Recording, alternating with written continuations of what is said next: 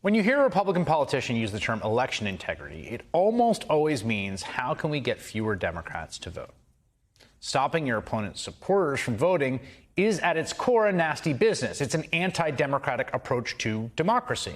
Now, there are legitimate ways to win elections, like trying to persuade people to support your agenda or turning out voters favorable to your side.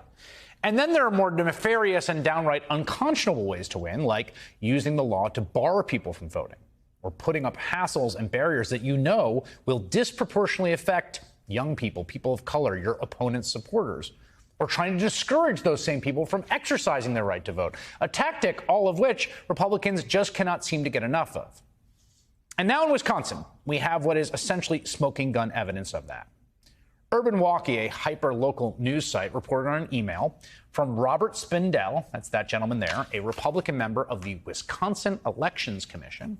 He also served as a fake Republican elector for Donald Trump in 2020, is currently a defendant in 3 separate lawsuits from the federal to the local level connected to the pro-Trump scheme to overturn the election.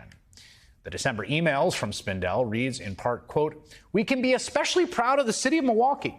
80.2% Dem vote, casting 37,000 less votes than cast in the 2018 election, with the major reduction happening in the overwhelming Black and Hispanic areas."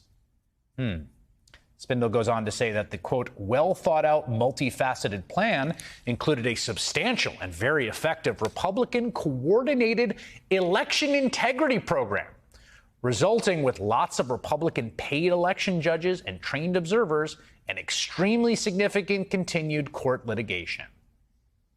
Spindell confirmed the email was real to the Associated Press, but denied he was bragging about voter suppression, insisting, quote, "The last thing I want to do is suppress votes."